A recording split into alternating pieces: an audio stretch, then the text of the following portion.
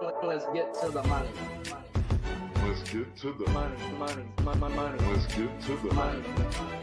Let's get to the motherfucking money. Fuck the bookies, fuck the bookies. FTV screaming fuck the bookies, fuck the bookies, fuck the bookies, fuck the bookies, fuck the bookies, fuck the bookies, fuck the bookies. FTV screaming fuck the bookies, fuck the bookies, fuck the bookies. Middle finger in the ass, screaming fuck the bookies. Woke up in the morning, grab my little black book. Yesterday they can eat a dick, cause we lost by the hook. Can't win them all, so you never see me get shook. Today's a new day, the bookmaker's getting cooked. When I spot a dirty king of 4 units getting played, always find the value, I will never be afraid. Scared money don't win, but I'm not going all in unless I see a bet I love, then I put my balls on a bookie's chin. Let it all soak in, doubling my bread, winning money with my friends. If you got the itch and you wanna go big, follow Sharpie bets and you gon' really fucking win. This is not financial advice, it's entertainment. But if I find the right price, believe I'm parlaying it. You can see my spreadsheet, I'm winning, not just saying it. Profit in the green every week, I'm never negative. I can bet an ace or a shitty old picture. Pick the right spots, cause I'm the K-Prop whisperer. Shut up when I speak until you finally get the picture. I'm the best in the world, tell me you getting richer. Fuck the bookies, fuck the bookies. FTV screaming fuck the bookies, fuck the bookies, fuck the bookies, fuck the bookies, fuck the bookies, fuck the bookies, fuck the bookies. FTV screaming fuck the bookies, fuck the bookies, fuck the bookies. Middle finger in the air screaming fuck the bookies. Let's get to the motherfucking money. Let's get to the motherfucking monies then. Welcome to the best MLB prop show on God's green earth. I'm your host, Sharpie's Bets, and it's that time again. MLB is back, and we have that crew you have come to trust with your money back together again. SpinDoc, my guy, I know you're ready, bro, but we've been texting for like a good month about my Dodgers. How you been? And I know college basketball has been treating you well. College basketball has been very nice. So, I have to say, though, this is a really nice break from all the chaos of March Madness that's about to come up. It's really nice that we have this opening day stuff because, I was just telling my VIP the other day, or actually just earlier today, is I said, over the last couple weeks or so, as I've kind of started to get back into it and kind of get all my metrics and all my stuff and, kind of just kind of get back into the swing of things and do some kind of mock capping just to get the method going again. It's like riding a bike, man. You don't forget. And as I was doing it, I'm like, God, I fucking love this. I love this so much. I don't get me wrong. I love the NFL. I love college basketball. I love watching it, love all that stuff, but nothing beats strikeout props. It's how I got my name. It's how I got in this business. I'm like, it's like that feeling where it just washes over you. And I'm like, I am so freaking ready for baseball. Let's do it. Man, I was talking to Trey this morning as a free Trey day, man. If he's in prison watching this on his cool cell phone, what up, my boy? But I told him the same thing. I'm like, bro, it's like riding a fucking bike, dog. This shit you could not look at it for 5 months, bro, but just baseball doesn't change, bro. It's baseball. And Mikey Mike doesn't change. The originator of the RBI prop, the guy who was fucking hitting that prop before your mom thought about hitting that prop. How you been, my guy? Brother, I am so fired up. The intro gets me every single time I get jacked up about this thing, man. It is definitely fuck the bookie season, but I'm glad that we're back. Yeah, there's a lot going on right now. There's a lot of moving parts with March Madness, the NBA, but and the NHL, of course. But, man, I love trends, and they are our friends, and baseball does it better than anybody here. We get a ton of game samples. We got a lot of opportunities to work with, and we just happen to start the season off with two of my favorite hitting teams this year that kind of got profiled for me. I'm fired up to talk about the card with you guys tonight, man. It's going to be a lot of fun. I mean, you can't complain when your sucker for Kyle Tucker is now a fucking Chicago Cub, bro. I mean, don't steal my thunder. Don't steal my thunder. Oh, it's your thunder, bro. My bad. It's your guy, dog. I don't bet hitting props. Everybody and their mother knows. I will only tell yours, my guy. That ain't for me, bro. That's for you. But what is for me is these motherfucking pitching props. So do me a favor, guys. If you like what you're hearing, smash that like button. If you're new to the channel, please hit the subscribe button as well. If you're new to this show, SpinDoc and I are going to talk Yoshi versus Shota and Roki versus Steele, as Mike has got the hitting props in both of those games. So strap in, guys, grab your notebook, and let's get to the motherfucking money. Yoshi Yamamoto, game 1 versus the Cubs. Last year was striking people out 28.5% of the time while walking people 6%. Right now his K-prop is 6+ at +110 on DraftKings, whereas pitching outs is 14.5 -120 to the over. And his earned runs are at a 1.5 -125 to the over. Projected lineup is 5 righties, 4 lefties. When we go through his splits last year, you could just say his name is Mr. Consistent. He had a 28.5% strikeout percentage versus lefties, be it righties, be it home or on the road. It's just 28.5%. He is that dude. So let's talk about that dude, Spin. Yeah, let's talk about Yoshi. You kind of hit on it. Very, very consistent. Doesn't really look to get guys actually put him away with his 4-seam fastball, even though he can hit up to 96, 97 on the gun, averages 95.5. Really, the pitch that he looks to get is very much similar to Shota with the splitter. Last year, that carried a 38.6% whiff rating, a 22.3% put away rate. Now, when I look at Yoshi, I did see, in spring training so far, four appearances in spring training, had a Ks per 9 of 9.6, which was, I think, a little less than what he had last season. But I don't put a whole lot of stock in spring training. What I care more about is how that pitcher looks. And from the reports I've read is that even though he's had multiple starts where he's given up multiple earned runs, is that he actually hasn't looked bad, and he's looked healthy from everything that I've read. So that to me, I don't really put a ton of stock in some of the earned run stuff, and even the fact that his Ks per 9 are down. Now, when you go to this game, when I'm looking at a strikeout prop, first of all, I'm not usually that interested in paying anything more than like -135, -140 at the very most for one I really, really love from a juice perspective. The 5.5 is a little bit interesting since he's only projected to throw about, actually based on the line, he's projected to throw less than 5 innings. I would expect that he would get 5 at least, unless he's getting absolutely shelled, which we were talking before the show about the total. I have a point to make about that in a little bit. But looking at this Cubs lineup here, you do have a number of guys that do have some interesting whiff percentages lifetime for the pitches that Yoshi throws, specifically the splitter. The splitter, as I mentioned, is his primary put away pitch. And so you look at some of the guys that are projected to be in this Cubs lineup. And there are some pretty high whiff percentages. Even a guy like Suzuki with a career whiff percentage to the splitter of over 50%. You have other guys that are in the near 40, near 45. So a lot of guys have whiff potential for the pitches that Yoshi throws. Now, Cubs didn't really, not really a whole lot of changes to their to their hitting staff this year. So I would expect a very, very similar approach. If I'm looking at a strikeout prop for this one, I'm probably leaning on the under just because thinking that he's going to strike out 6 throwing less than 5 innings. Could it happen? Yeah, sure. The other thing, and I don't know if you can really put like a cap on this, but I did listen to multiple things from both pitchers talking about, because they're obviously both Japanese. And so it's like a huge source of pride for them to be opening the season in their home country, in front of their fellow countrymen, in front of their fans, in just it's a huge, huge source of pride, but both did touch on it's also a huge source of nerves. Not that I expect them to go out and just be like, just totally go into a ball and go into a shell.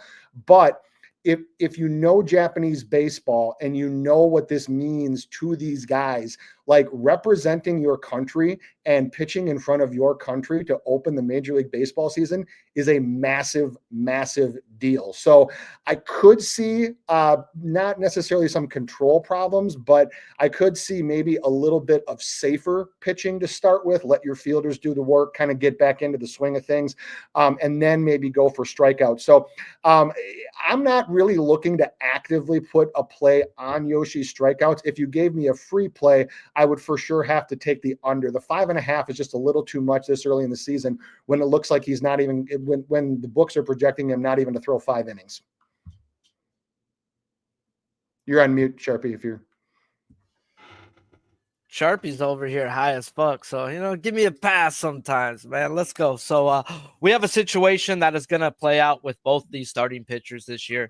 And that's that this is their second year in the big leagues. They both came from Japan and had to adapt to the American culture and the American way of the game. And I do expect a better year from both of them. Now, Yamamoto happens to be the one in the lead right now if we're going to look at the spring training stats, as he had touched 97 on his fastball last time out, threw 23 splitters, went 5 innings with 75 pitches, which will project him, guys, for the Dave Roberts special, which is 6 innings, 90 pitches if you're going well. What comes first? And really, that's where I wanted to just jump in, guys. But I've learned you don't just jump in at the first thing you see. And that was his outs at the 14.5. I'm like, this guy just threw 5 innings, 75. He's ready to go for freaking 6 innings. So I had to look into it deeper, guys. We can't just be like, oh, fucking let's bet this just for the fuck of it. Nah.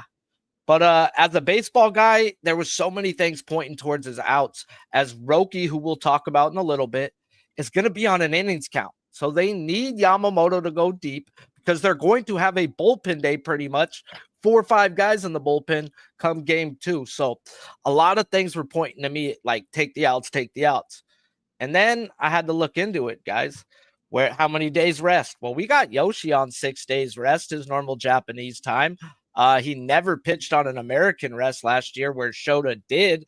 And that means 4 days rest and go. So they've babied their Japanese guys over there in LA. And I don't expect anything else. So last year, what was his problem, guys? It was zone contact. And it ate him up in the playoffs again when he ran into the Padres, as he's 1% worse than league average at zone contact. And he's in the zone 3% more than league average. So if you're in the zone and giving up contact, you don't want to go up against guys who have good contact. So when I run this whiff percentage along with the swing, the zone contact, along with the zone swing percentage, there's a variance for Yamamoto, 4.5 to 6.75 is what I got. So is there leeway? There's not anything telling me there. It's like, what's going to happen? Now, the problem that I ran into now is, oh, fuck. There's one guy in this lineup that there's nothing on. He's the Cubs' #1 prospect. You go look and read up on that guy from college to his 1 year in the minors. He's a great contact hitter, doesn't strike out, and he takes his fucking walks. Okay, so he's another Kyle Tucker. Great.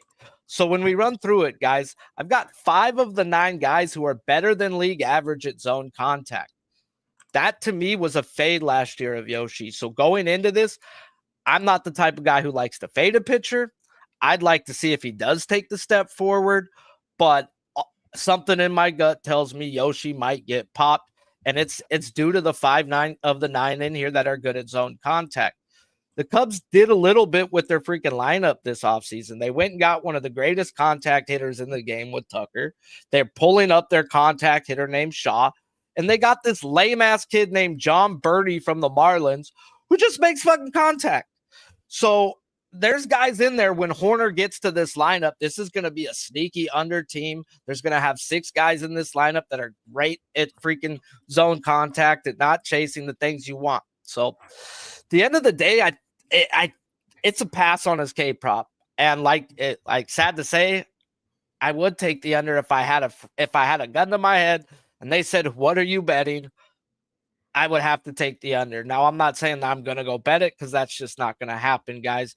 I am going to look for spots where it tells me, you know what, you have an advantage here. And right now, I don't know if we have an advantage. So I have to let this one go with Yoshi. It is what it is. Life's a bitch and you marry one, guys. Ifs don't pay the bills. And I'll say that over and over. My leans are my leans, but I ain't going to bet them. So if you put a gun to my head, I'd take the K prop under, and I would actually probably take the Cubs first 5. But we'll get into that when we get into that. It's time to talk hitting props. Mike, I probably stole your thunder, but life's a bitch and you marry one. You looking at any Cubs props in this game one? Man, I'll tell you what, I'm fired up for this Cubs team. Lots of great hitters up and down the lineup. And I don't know if you're talking about Gage Workman out of Arizona State, but I got my eyeballs on this guy here as well, the third baseman out there. We'll see what he can do long-term in the season. A little tricky because I'm still waiting on some of the official lineups here, but absolutely I'm going to get involved. And, you kind of talk about the Cubs in that first 5 and how far does Yamamoto go. What I love about this game and this opportunity, especially for hitting opportunities and props, is we have a situation with this ballpark kind of has a little bit of that vacuum effect in the dome, and it's a little bit shorter, and the walls are a little bit higher. So if you're just part of that Houston Astros, the Texas Rangers kind of just get the ball over, expected home runs against all ballparks, you might struggle in a spot like this, but I don't see that being the case for Tucker. And what I like most about this one, I'm a sucker for Kyle Tucker here. This guy and his opportunity to go out there and do what he does, I think is more prevalent in game 1. You guys are talking about the 90 pitch count that goes out there, kind of the same number that I was looking at with this guy. And at the end of the day, there's a lot of lefties in that bullpen for them Dodgers to try to shut this guy particularly down. The thing is, it still grades out as a huge opportunity for this guy. If you look at the alleys and the lanes here with that shorter wall, when it comes to the opposite side of field, nobody does it better than Kyle Tucker, 29.3% across last season. How can you not look and get involved in this guy's opportunities here? Shorter field, the home run prop for this guy tagged at plus 520, the RBI at plus 190. I think game 1 presents the better opportunity than game 2 for Kyle Tucker just because of that Yamamoto. And the question ultimately becomes, how long does he go? But again, last year, minus the injury, got hurt. Guy was crushing it. 19 home runs in 60 games, was on pace for a 50 burger.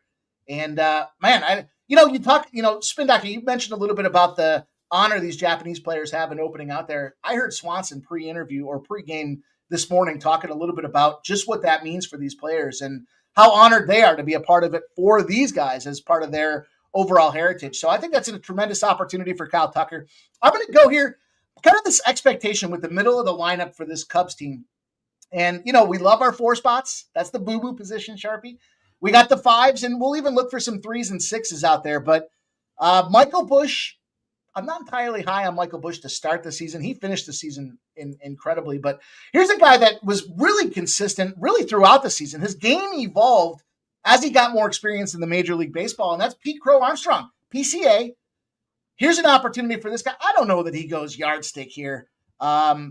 I think game 1 presents the better opportunity for him. It's plus 1060, plus over 10.5 to 1 for Armstrong to find that deep ball. But the RBI is very much the high watermark we have in this game. We'll talk about 2 more on the other side of this thing here, but plus 265.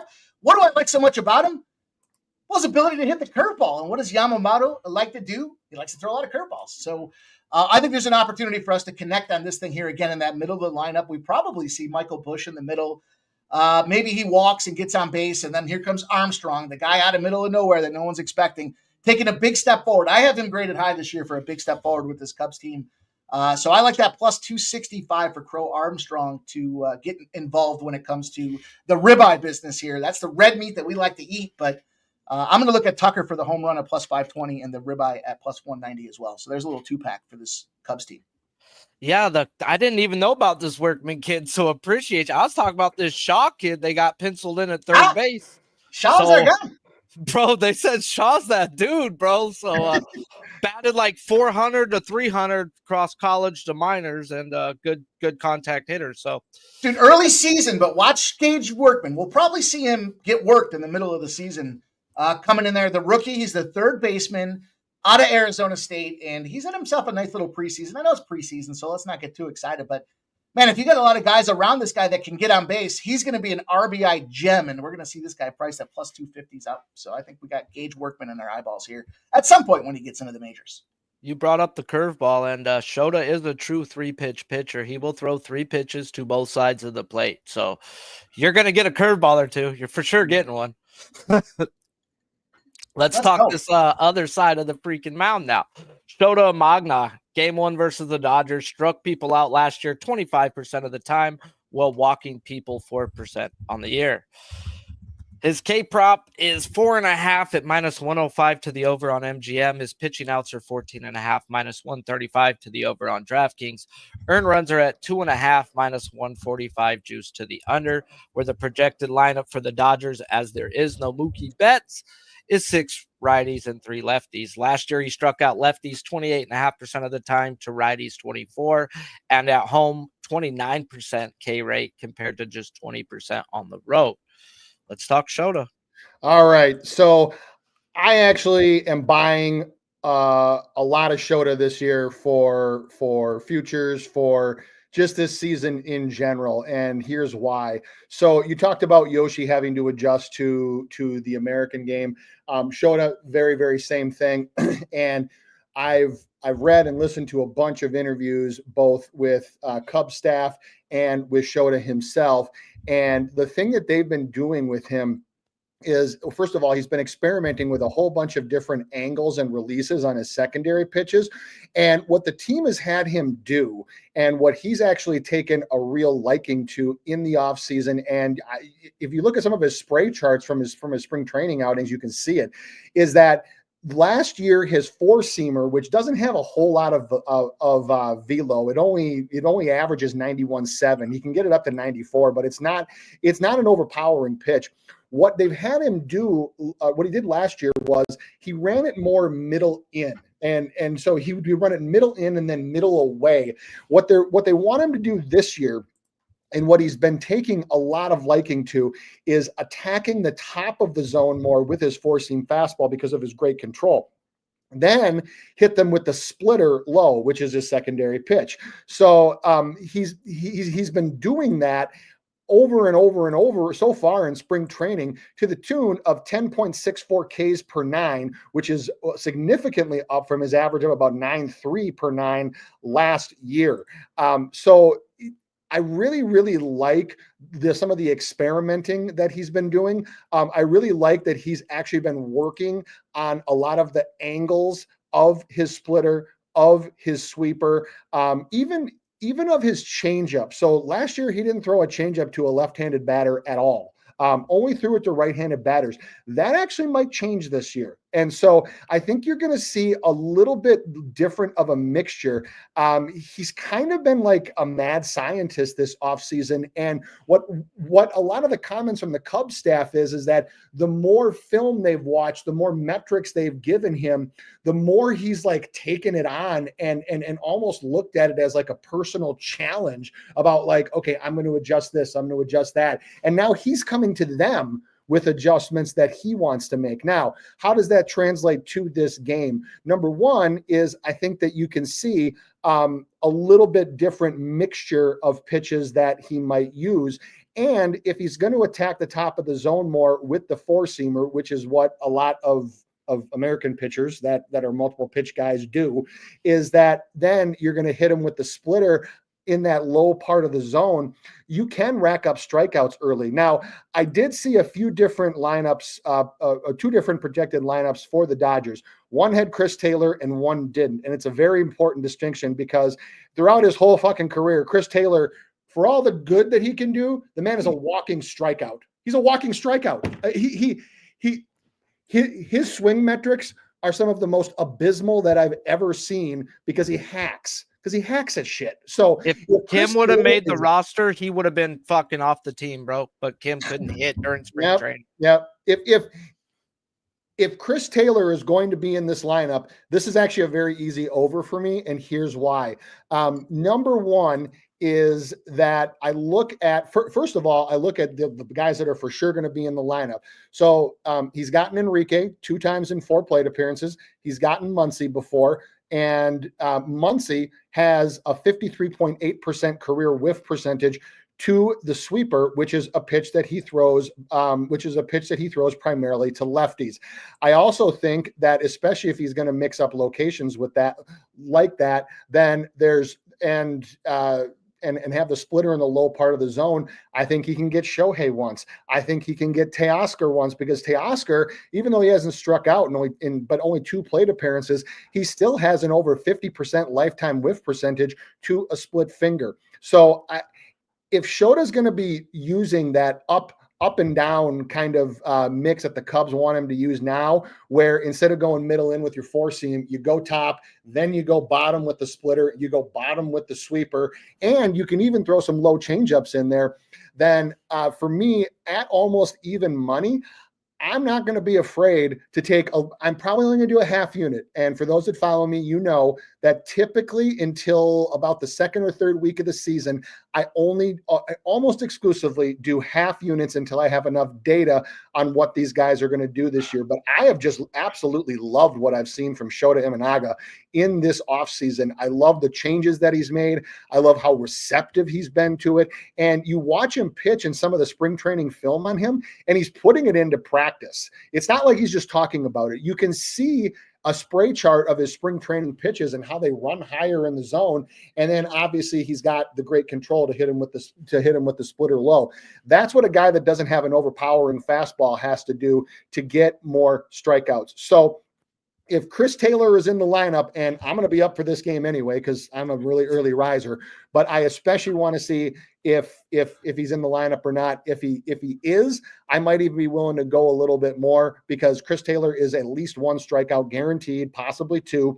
Then I go back, like I said, I go up and down the lineup, and I think it's possible he gets Enrique. I think it's possible he gets Teoscar. I think it's possible he can get Shohei. And I also think that it's possible that he may be able to get Barnes. So you add all of that up, and even if he only throws 4 2/3 to 5 innings and the max 80-some pitches, 5 strikeouts doesn't really seem like a stretch to me. So passing on Yoshi from before, but I am buying Shota this year. I am just loving everything I'm reading and seeing about him in this offseason. And this is why we do this show, bro, because we both do our both capping. We can do 2 different ways. Yes, we roughly have the same look at freaking pitch mixes, but you just brought up shit that if you don't know how I do this, I type my shit out, guys. So there's questions that I needed answered that this man may just answered for me. So, yeah, let me talk about it, what I got wrote, and then I'll bring that back up. Shota gets the nod, guys, for game 1 versus the Dodgers. And by his spring training, it looks like he may not be ready. And this is where he did a lot more digging than me. He averaged 91 on his fastball last year, guys, but yet he didn't touch higher than 89 in his last spring training. He's given up 7 runs over 11 innings, yet he did have 13 strikeouts. And he did work up to 75 pitches last time out. Now, the only thing that counts is what happens now. And in his first spring training last year, he got smacked around, giving up 9 runs in 12 innings of work.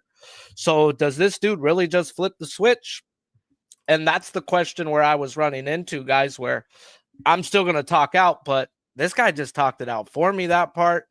And it's looking like a Shota spot, especially with what I'm about to add in. So I do want to pay attention to the game and see if his velo sticks after the first inning. I expect these guys' adrenaline to be pushing them through the roof in the first inning, to where I don't expect velo to be an issue. I want to see it in the 2nd, 3rd, and 4th inning and make sure that it's containing. That's one thing that does bother me, is that he didn't get up to the 90s while pitching in the spring. But his K-prop, guys, last year, we paid attention to zone swing percentage, as just like Yoshi, he lives in the zone 3% more than league average, yet Shota is elite at making you chase. So chase contact has to be good with this man, guys. So let's look at this projected lineup, as I do have Chris Taylor in it, bro, without no Mookie Betts. Come on, please give it to me. And I have Max Muncy, which I've got Muncy striking out to him as well, too. So, and the one that I really didn't was Kiki. I only put 0.25 for Kiki, but he does struggle versus the split. His just zone contact and chase contact so good, but 2 times already. So, and I come up with 6.75, and that's giving Kiki only a quarter. And it's over for me with this guy in this game if he's going 90 pitches, guys. I know the Dodgers were good versus lefties last year. I'm not saying you can't get hit and get strikeouts, guys. And the thing that bothers me why I haven't just straight back Shota, guys, and where I do think this isn't over first 5 is I think Yoshi might struggle with the contact, guys. And then Shota, yes, he's good. Yes, he's a good lefty, but everybody in this Dodgers lineup, including Chris Taylor, including Max Muncy, are better than league average OPS wise versus a lefty throughout their whole career. And it's just absurd the way these guys hit lefties, guys. So at the end of the day, 6 of the 9 are better OPS just overall versus a lefty, and all 9 of them are better versus a lefty compared to a righty when it comes to freaking league average to OPS versus a righty. I mean, lefty, stupid dumbass. I'm high. But at the end of the day, what I'm getting at, bro, is I can see how they both get hit, but the strikeouts are there. I also got Teoscar and Ohtani for 1.5 each. I could see 3 out of the top 4 right there because I see what you see. They struggle versus all of his pitches, his fastball and his sweeper or a splitter, depending on what you're going to get. But the OPS is there too, so they can damage you and take you out the game, and they could also miss a batter too, miss a ball or two. So the beginning of the year, bro, pitching beats hitting. Good pitching will always beat good hitting, but the hitting is not caught up to where the pitching is at first week of baseball, second week of baseball, third week of baseball. Then you got to start looking into the hitting, but pitchers have the advantage here. For me, it's over 4.5 if you're going to bet it. I'm going to stay off personally. I would like to see the lineup personally too. This is off of projected numbers. At the end of the day, this is all projections. What if we get Conforto out there? I don't know what the fuck they're going to do without Mookie Betts. And that's another thing right there. It's like, fuck, no Mookie, man. That guy lost 15 pounds. Yeah. Like he is, I don't know if he's going to come back to being Mookie. I don't know. But the end of the day, leans, bro, are leans. And I lean first 5 over in this game. I'm not going to bet it. I don't like fading pitchers. I'd like to see the step forward for Yoshi. And yeah, at the end of the day, life's a bitch and you marry one. I don't have to bet every game. If I don't see a clear-cut advantage, I'm going to let it go. I'm not the guy who fades pitchers. I just started betting under strikeouts last year. That's good enough, But yeah, my guy. Mike, what you looking at hitting-wise in this game? We got some doyers versus a lefty, so the power numbers, the OPS numbers are there. If they get a hold of it, it's going. Yeah, you guys talked about a couple of these guys that I want to get involved with this season, but there's a couple I'm going to wait later in the season. Like there's a lot of talk about Will Smith here, Big Willie style and what he can do. But the thing where I find Will Smith to be the most effective is as the season goes on, his ability to anticipate and his ability to augment the way that he swings the bat is tremendous. He's a low bat speed type of guy early in the season. And I believe that speaks to, the fact that he makes those adjustments. You look at some of his numbers. Yeah, they're compelling. He's got a plus 180 Ribby number, but I just can't get there with this guy. We're going to talk about Ohtani here in a second. Everybody loves this guy. He's sneaking in. The fans aren't happy. He's got a separate tunnel that he's getting into so he can avoid the fans and the crowd. And we'll talk about a new play that I'm going to incorporate with this guy this season here. But I am going to look to Hernandez. I do think it's a good matchup against Imanaga. Now, the challenge that we have is, we're not working with kind of current year numbers, but you look at Imanaga last year, 1.45 home runs per 9 versus the righties, big regression in the second half of the season. And, I think Hernandez is one of those guys that can find a way to kind of make some contact. There's a lot of great talent. Obviously, no Mookie. Yeah, you got 15-pound weight cuts is a situation that you want to be involved with here. But Freddie Freeman, there's a lot of guys that can get on base regardless with this team. And I do think that leads us to a Hernandez. We'll see where he's at in the order, but I do like this guy. His home run number is compelling at plus 370, but his Ribby number's right in the sweet spot at plus 145. And can he get struck out early? Sure. But can he go out there and take apart this bullpen? Potentially, especially if this game's as close as I think it might be. We'll talk a little bit about the sides here in a minute, but Plus 145 on a little Teoscar Hernandez RBI makes the cut for me.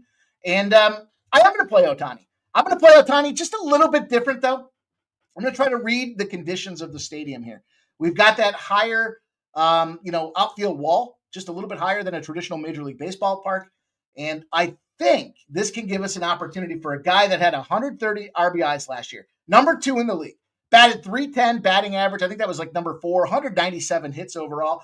Question isn't, is Ohtani going to get contact on the ball? The question is just how effective is he going to be at going for the deep ball? There's a lot of moving parts that go to that as well. But how about the old double for this guy? 38 doubles last season. With that higher wall, an outfield bounce takes a little bit of an opportunity. Instead of bouncing over that outfield wall, it hits it. It gets a funny, kickback on the other side of this thing. 38 doubles for Shohei Ohtani last year. His double price is plus 370. Let's get this guy to get a couple bases in us here and get a big score with Ohtani. Yeah, you can look at his home run. His home run number is priced around, plus 205 or so. His RBI number, again, is priced around plus 130. This number's come way down as well. It's just getting too low to have value. And at almost 4-1 for the guy to get a double, with the number of times that he gets around the bases, the number of times he gets at bat, this is a guy I think we can certainly highlight and focus on for the plus 370. So give me some Hernandez ribeye at plus 145. Give me Ohtani with that double at plus 370. So, Sharpie, I just want to add one more thing just to what you were saying about with the pitching.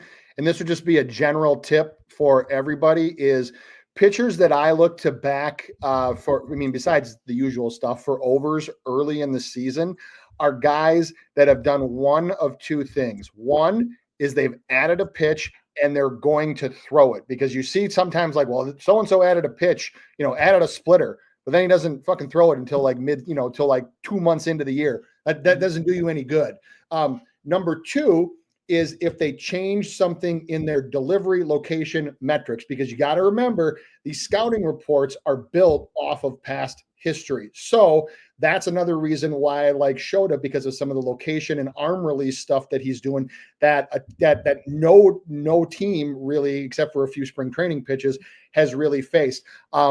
It worked like a charm last year when Sharpie, you and I talked about this guy all season, when Big Jack, my boy Big Jack Flaherty, the Tigers changed his release. They changed his arm angle and they had him throwing more naturally, using his body and his athleticism to put spin and velo behind the ball versus trying to throw more mechanical. You saw the results, what he did this year. So I always look to back guys that I try to research this for every pitcher that I see going to the mound to start is, did they change anything, and did they add a pitch or two that I've seen them throw well in spring training and that I know, or there's word that they're going to throw it during the regular season?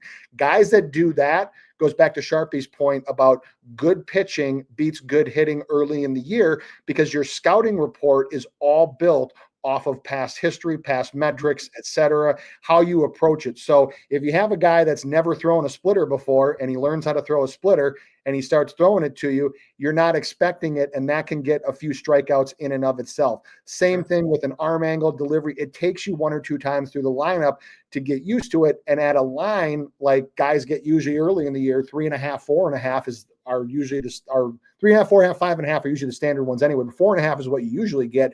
Is you can actually pop some nice over spots early in the year. Sorry, I just wanted to make that one more point. Yeah, Man, you don't gotta apologize, bro. This is baseball time, fellas. Well, that's the prop side of it, guys. I've got the lean on the over 4.5. He's got the over 4.5 at a half unit. And if we do get Taylor and Muncy in there, then I'll be sitting there cheering you on as it happens. And I'm gonna have to put something on it if you're betting it, bro. Then I could say, hey, I should sure bet. Let's go, motherfucker. And not have no stress. Good, no stress. No heart attacks for Sharpie this year. So Sharpie, I'm taking the Cubs. I'm taking the Cubs in this game. I was about to get there. I was about to say, who's taking sides, totals, or unders? But you want the Cubs? Talk about the Cubs. I want the Cubs. I just think, in recent form, they've kind of taken them down here in spring training. The thing about the Dodgers is we don't see them as a hot starting team. They got 162 games to go out there with the season. They got a lot of things they're trying to figure out. They're trying to replace a situation now where they've got Mookie Betts out of this thing. And again, I believe the Dodgers do have their eyeballs on Kyle Tucker. They're going to try to play that lefty game against this guy and see if they can't shut him down. And anytime you're watching a player, you're not watching the scoreboard. And I think that's a good opportunity for us to take a little Imanaga to catch this W here at the Cubs to catch the W at plus 130 game one. I'm starting to see a little buyback on the total from 7.5 back to some 8s. DraftKings is hanging an 8 right now. I kind of initially thought that this 8.5 to 7.5. Sometimes you look at the line movement, you question, is there validity behind it? I do believe there's a little overvaluation on Mookie Betts here. And I think that we can see how many innings do we see Yamamoto go? Clearly going to be the X factor in this thing, but I wouldn't be mad at it. I think this game ends right around the 8. So if you can catch the 7.5, I take the over. If you catch the 8.5, I take the under. I know it's tough to predict an exact score day one, but I like the Cubs to get the win. I got a nice plus 130 price tag on it. I think they come away victorious in their debut of Major League Baseball. Yeah. I would say that if you're going to bet on this game at all, from a sides or totals perspective, I totally agree with you, man. The Cubs are the value side at the plus money. With so many moving parts, so much, even for teams that bring a lot of guys back, so much new unknowns of the season, is that I tend to stick towards either just staying off of a side early in the season, or if I think there's a value spot at plus money, I'll take that. I'm not trying to, I try not to pay juice for a lot of different things with MLB anyway, and try to pay minimal juice. I already told you earlier about the max juice that I'll pay for a strikeout prop. But I especially don't try to do it for sides and totals early in the year. So yeah, I think that the value side is definitely on the Cubs. With the total itself, yeah, I just we talked about it before the show. Is that when there's one book in particular, that rhymes with Rand Rule, that moves the line down further than anybody else for MLB. Maybe it's me overvaluing at this point in the season. I'm going to be tracking that to see what happens. I'm going to track because I'm going to be up early for this game anyway. I'm going to track to see if they move it back closer to the game, especially when, as of right now, per Action Network, you got 75% of the bets and 73% of the money are on the over, and it's gone down from 8.5 to 8 to 7.5 on said book. So I'll be interested to see if kind of like you said, that we get any buyback before the game, and we get it any back to an 8.5, because normally even for a game like this, like even for opening game of the year, the public being on it that heavy normally isn't enough to make a discernible difference, but it is something to pay attention to, because with this being the only regular season game, obviously going tomorrow, to see that kind of action and to see the total go down, and especially to see the total go down on one book in particular, it's probably just going to keep me off of it just to observe and see what I see. Because as my man next to me says, Sharpie always says, right, information's free. Lessons are free, right? Don't make it cost money unless you're confident in it. So, and if you're going to take the side, 100% agree that the Cubs are the side to be on with the plus money. Certainly wouldn't pay juice. I certainly wouldn't pay juice on the Dodgers money line this early in the year. That's funny. I said pretty much what you just said earlier to my buddy on the phone. I was like, bro, I'm not going to do it. But, dude, I'm stoked for this game. Something that I am worried about too is we all know FanDuel's the sharper book, guys. We've talked about it on this show, so I ain't fucking scared to talk about it again. But they're hanging a 7.5. All the money supposedly on the over, and FanDuel got a better number than everybody else's. It's not good for props, I know that much. So at least the props are all the same. I don't really study the totals like that, but I would think all the money's on the Dodgers, and this is that's a guess. You guys can let me know if I'm wrong. And this thing's dropped 25 cents on the money line since it opened a couple weeks ago. Yep, you're right on. Japan is Dodgers, bro. Everybody's betting the Dodgers. Nobody's betting the Cubs, and this line just stays like at a very bettable minus 150-ish. Like, that's fucking, gosh, that's so scary as a gambler. Think about how many times we talk about the Dodgers tax, right? As the season rolls on, we'll talk about the Dodgers tax, and yet they're making it with all that cash coming in more attractive to bet on it. Let's not No be, tax, bro. No tax. Here's the Doyers. You want the Doyers? Here you go. Here's the Doyer dog. And, oh yeah. Well, and actually, per Action Network so far, so you have the Dodgers open at -170. 79% of bets, 79% of money are on them, even at that price, and it's gone down to -154. Yep. Scary, bro. It's very scary. Red flag boys. That's called big red flags. Not very good, huh? That seems like the guy might have bomb on chest. All right, guys, let's get into game 2 of this shit, bro. And this is probably the game I really enjoy talking about, as I do got action in this fucking game. And that's let's talk about the first pitcher, my pitcher, Roki Sasaki versus the Cubs. As there's no stats as he's coming from Japan, guys. But over his last 3 seasons in Japan, he has a 12K per 9. To put that into pitchers we know, Chris Sale last year in his Cy Young campaign had an 11.5K per 9, where Strider at his best has a 13.5. So in other words, this man's a fucking dog. All right, guys, they open him up 4.5. Well, not open up. He's at 4.5, -130 on FanDuel. Pitching out's not available yet. Earn run's not available. And that's as well for Steele. So it's not like the pitching outs and earn runs. I think they're going to wait for game 1 to end before they put those out. So we'll talk about that when it's time to talk about. Projected lineups is 5 righties, 4 lefties. And Spin, talk us Sasaki. Oh, man. So I know he's your boy, but I got to hit the people with some numbers for this guy that we do know, that because this kid is this guy is the real fucking deal. Okay. So first of all, you got his 4-seamer. He's gotten up to 102 on the gun. He averages 98. And he averages between 95 to 99 most of the time. The other thing is that he uses it to set up the like I've heard it called the national pitch of Japan, which is the splitter, because you've obviously heard the last 2 Japanese pitchers and have splitters. So why shouldn't Sasaki? Sasaki had a 57.1% whiff percentage in 2024 on his splitter. Granted, it wasn't against MLB's hitters. I don't care. The MLB average whiff rate for a splitter last year was 34.5%. He would have placed second among all pitchers in Major League Baseball, second to only Fernando Cruz of the Reds, in whiff rate to a splitter. He also throws a slider. His slider is improving. It's not like, I personally, just from all the scouting and everything I've read, not 100% sure that it's ready to be used in regular rotation in the bigs, but it's very, very close. Had a 40% whiff rate last year on his slider. And the best part about the slider that I love, and I love pitchers that can do this, is his fastball is between, like I said, 95 to 99.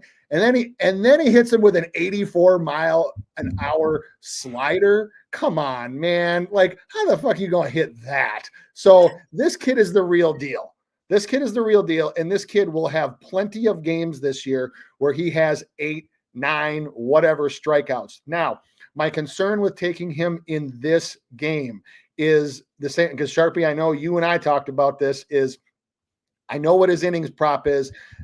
They baby Japanese pitchers anyway. They especially baby Japanese pitchers that haven't pitched in the major leagues before. How long is he going to go? I'm guessing 65 to 70 pitches tops. That's my guess. And so 65 to 70 pitches tops in his first major league start. And yeah, is 5 strikeouts attainable? It probably is, but that is a lot of risk for we talk about, and Sharpie, I know I've talked with you about it before too, about pitchers getting Dave Roberts. And that means regardless of how you're pitching, you just hit a certain number and he's just walking the mound like, you're done, you're out. And you're like, no, motherfucker, let him finish the inning. Nope. That's not how Dave rolls. So I get afraid of that.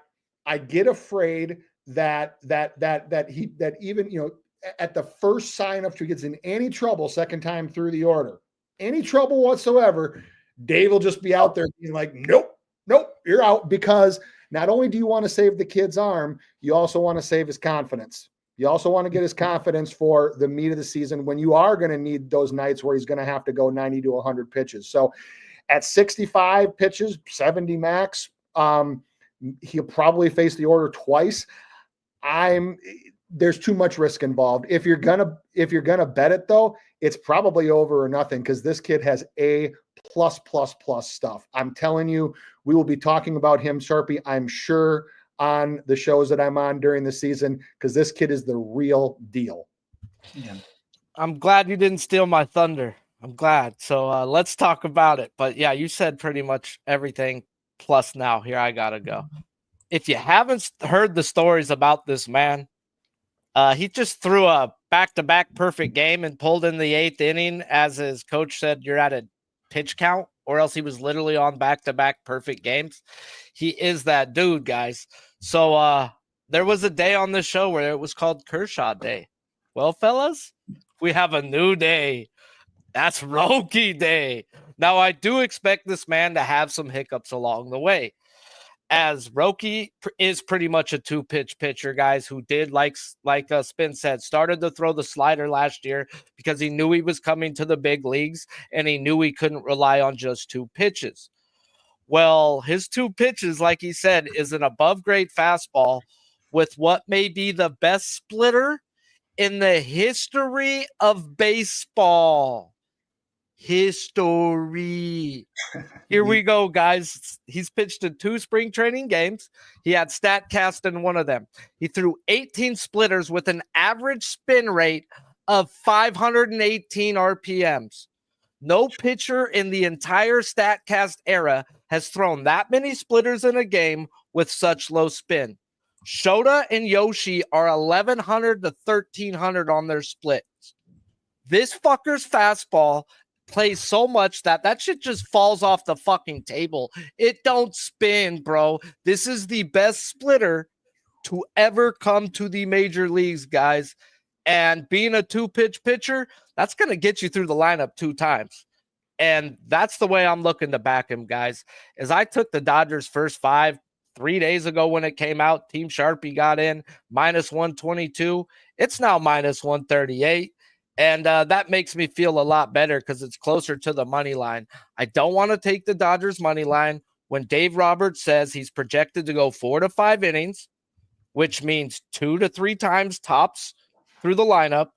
And I don't want to be betting a game with 4 to 5 relievers coming into it and hoping every one of them is going to be on their fucking game. So I want to back Roki. We'll talk about Steele in a little bit. I do want to fade Steele as he is a 2-pitch pitcher with not an above-grade fastball going against the same Dodgers team who's seeing pretty much the same type of pitchers. So at the end of the day, I'm looking to back Roki. The first same price is where the first 5 is.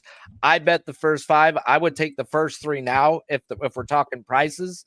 And that's because you're backing Roki right there. And that's who I want to back. You're not guaranteed to get him in the 5th inning. But if he gets into a jam, I am guaranteed to get a dominant reliever to come shut it the fuck down.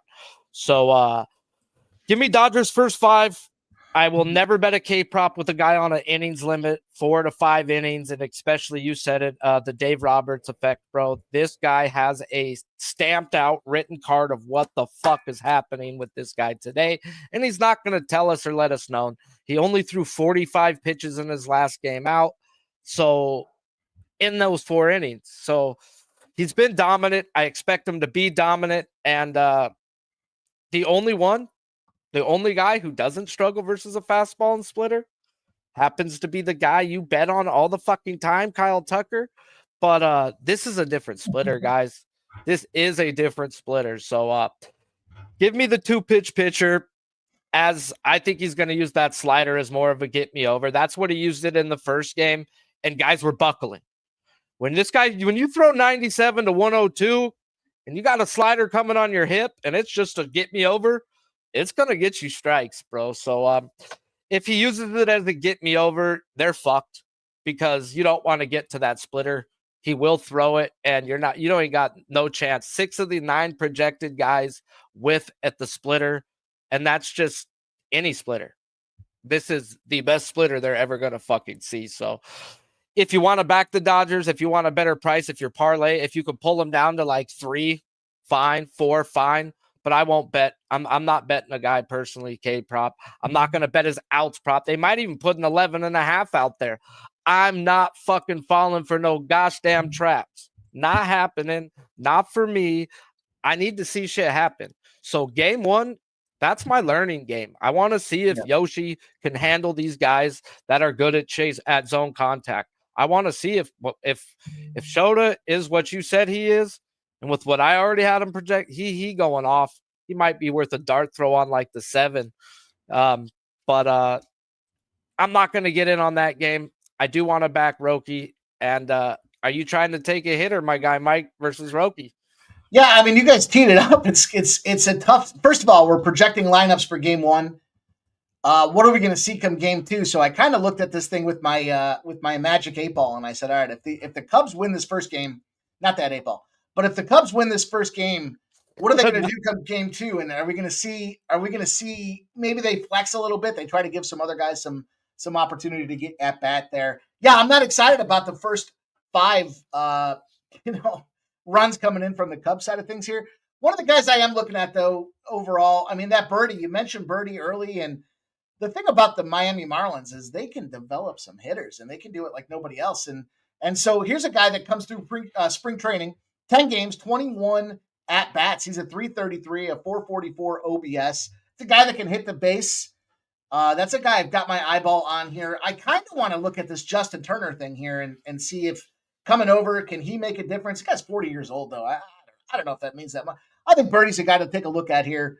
Again, with the numbers that he's involved with here. The other guy, too, I mean, role player, sure, but Dabby Swanson, not the greatest spring training. He does have a 323 OBS. Might be another guy I want to get involved with here. The third guy I'll look to is Michael Busch. But what I'm really hoping here, and I got to see if he's made the trip, is Gage Workman. I mentioned it.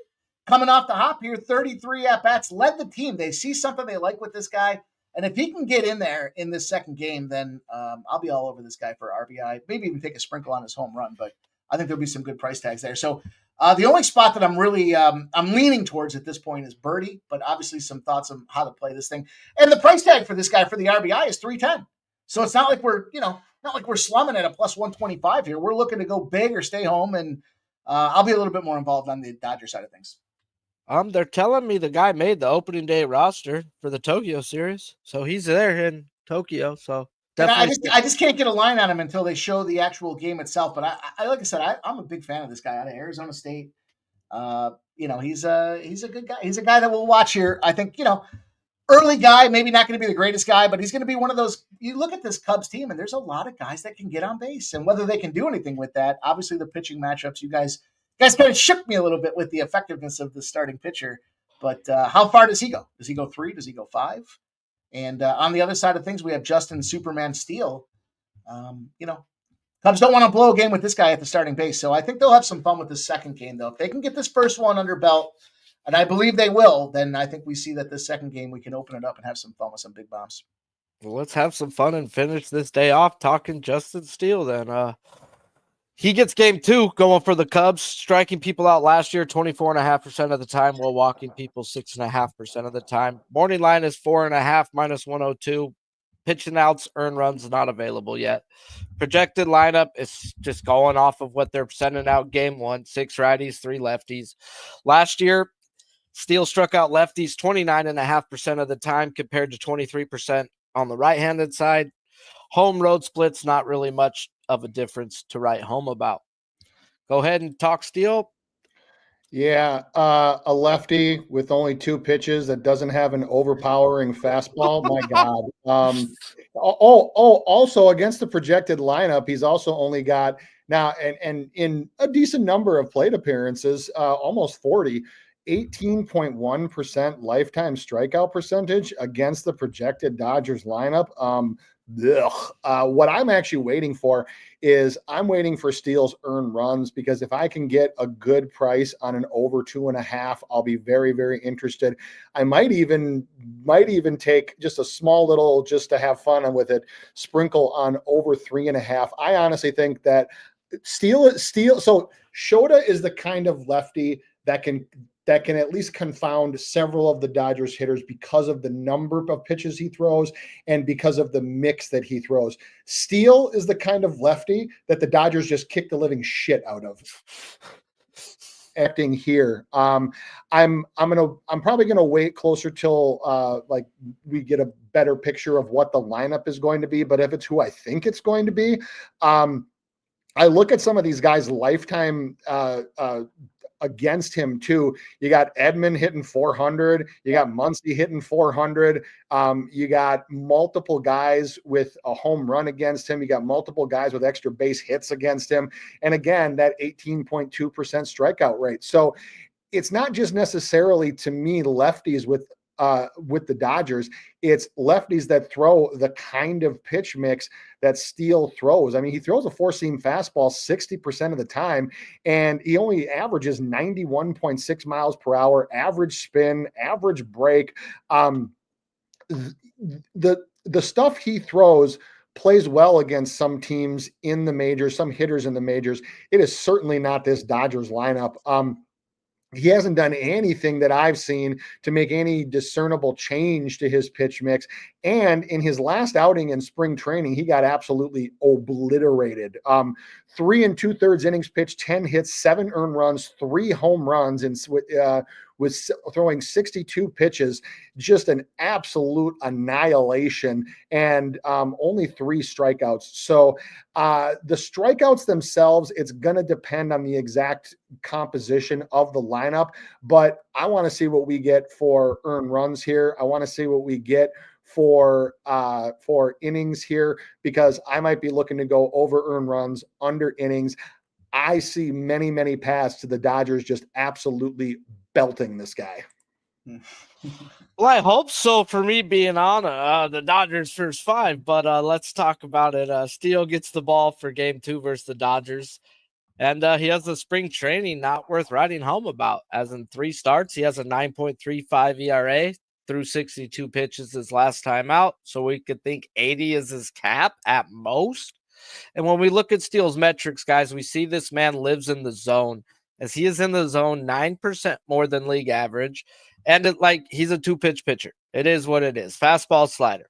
So let's go check this projected lineup for zone contact as their whiff percentage versus the 2 pitches he throws. And the zone contact actually favors Steele 5-4. And the whiff alone, I've got him at 4.75 in 5 innings. So the books are on about this, guys. Does he go 5? He could get 5. If you see the Oscars, you're going to see Ohtani, you're going to see freaking Taylor. There is guys in this lineup that do whiff for these pitches. But then again, it's what I wrote in here, is the Dodgers got to elite number 2s last year. And if you weren't an elite number 2, you got the living shit kicked out of you, because every guy in this lineup is better than league average OPS versus a lefty. 6 of the 9 are better career-wise versus OPS versus a lefty. This team eats lefties. A lot of people look at Ohtani. They look at Freeman. Dude, those are the big names you need to worry about. But it's all the other role players that eat lefties alive, like Kiki Hernandez, like Edman, Teoscar. It's the whole line. You cannot take a breath in this lineup. Oh, and Pages. That guy's going to get the start both games in center field. And it is what it is. So definitely he's a number 2 pitcher at best, middle of the rotation type guy. And what I see the Dodgers do over and out last year to middle of the rotation type guys was kick the living shit out of them. So I'm backing Roki. I'm fading Steele. I got in the day they dropped the line. I got first, or Team Sharpie did, the guys that are in my chat. But We got first 5 minus 122. It's minus 138 now, and that's right around the first 3 number now. So I would bet the first 3 before the first 5 at that price. That's just my opinion.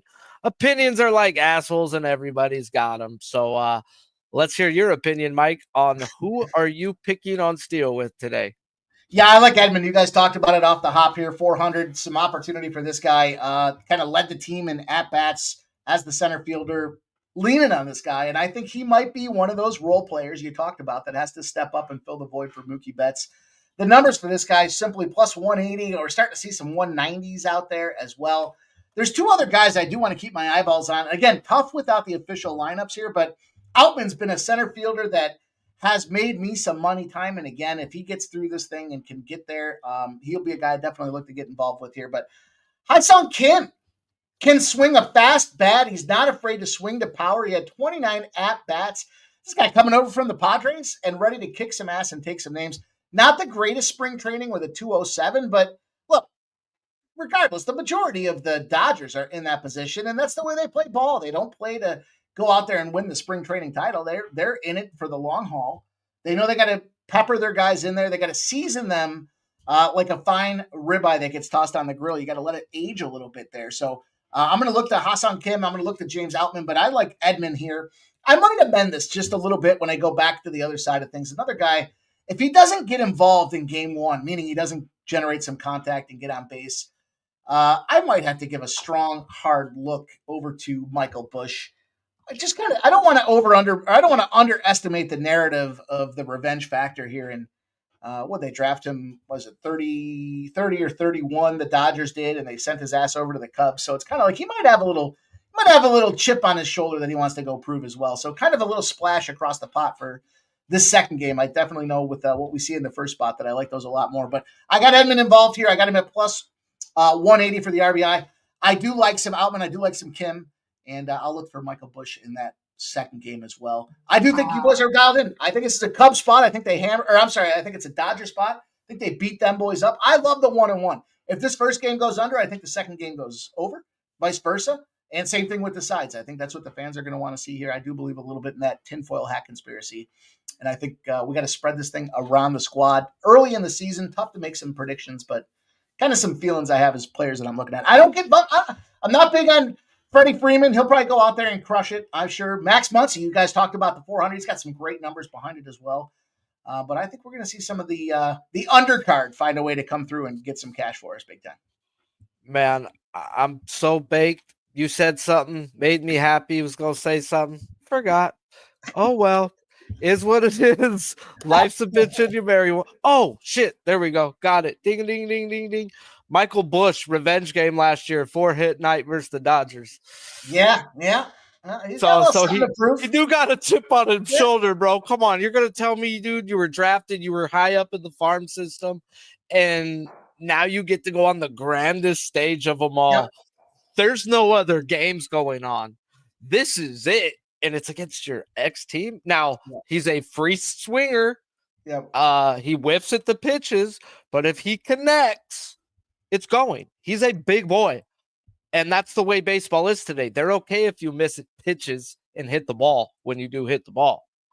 Yeah, I can't get involved in 10 guys deep on, it's not that kind of play for me. I like to get 2, 3, the deal, 2, 3, 4 players that I get invested in, and I'll sprinkle it around the way I need to. But I think if he doesn't do it in game 1, then game 2, he's live. Like I said, I think the Cubs, as we talk about Steele, part of that thing you mentioned earlier about not ruining their confidence, if you're just out there to fuck around and have a good time knowing that Steele's probably going to get touched up, then maybe that does relieve a little bit of pressure. Just say, go loose, be loose. We already got one game in this thing. Go have some fun, and we'll take it back home, and we'll see you in 10 days.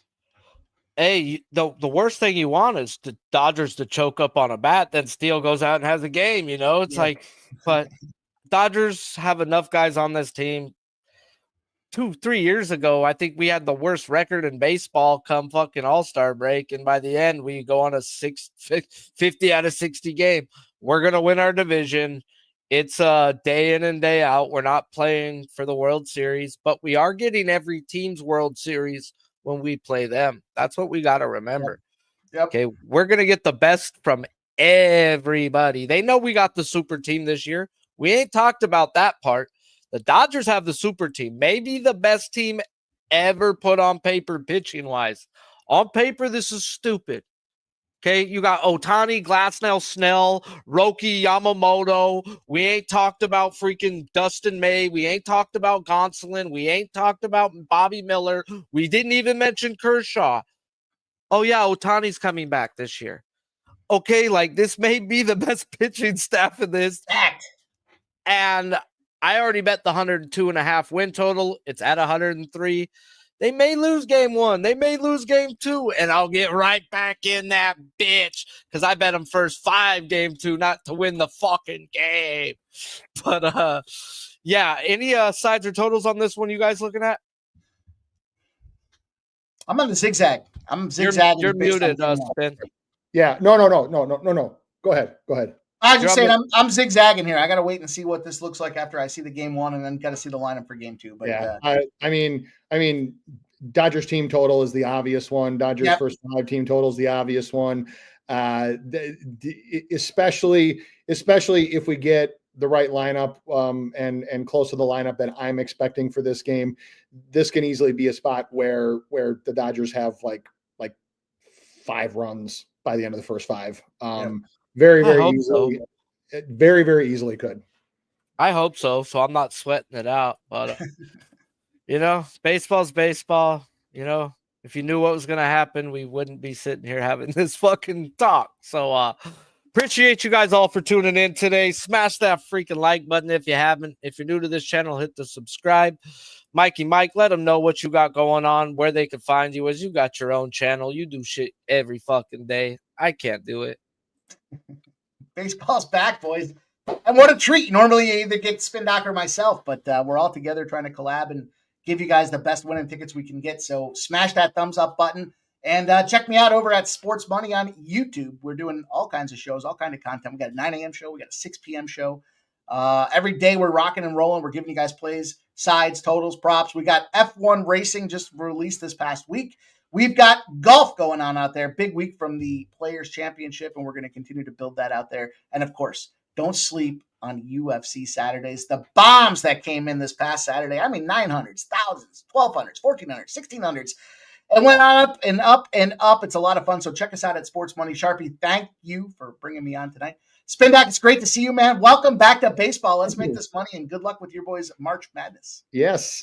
And for me, at SpinDocSports, and the Daily Bread Network is where I'm on pretty much every day. I'll be on every day during the tournament. I've been on talking about March Madness and all the conference tournaments, etc. Be on again live tomorrow, right around 9 a.m. Eastern time, to kind of break down the first 4 games, the opening round games. So if you just give me a follow, it'll be right on there.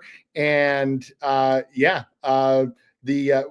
we have our VIP Discord at Win the Day VIP, where not only do give out pregame plays, but the cash cow for us pretty much throughout the last 2 months have been live March Madness plays, live college basketball plays. Very profitable. I will be live betting at least 2 or 3 games every single time. Every single day of the NCAA tournament. I have a whole chart system that charting, shooting, scoring, etc., playing off of lines. So it's been extremely profitable. So give me a follow, check it out. And like I said, be on bright and early tomorrow morning, 9 a.m. Eastern, talking about it. And it's been great talking baseball with you guys. And as much as I said this to start, as much as I'm looking forward to March Madness, especially because personally, I'm from part of a basketball family. I'm a basketball guy. Man, there's nothing that beats betting baseball. Nothing that beats baseball. Nothing. I will stand on that hill. So great to be back. Sharpie, thanks for having me. Great to be with both you guys. And let's remember, set your alarm clocks, 6:10 a.m. Eastern. It's 5 our time, fucking. But I'm going to bed right after we get off of the air because I got to get up early. I might be looking for a live under in that game if they both get touched and we got the better pieces of the bullpen. I got to throw some money towards something in the game, damn it. But Hopefully I don't donate money just to donate money. Appreciate you guys all for tuning in. This is your crew, the same crew from last year, the same crew from the year before that, and the same crew from the year before next fucking year. So, yeah, that's not even a year there yet, but I made it up. So, yeah, haha. Until next time, smash the fucking light, and let's stay winning money, man.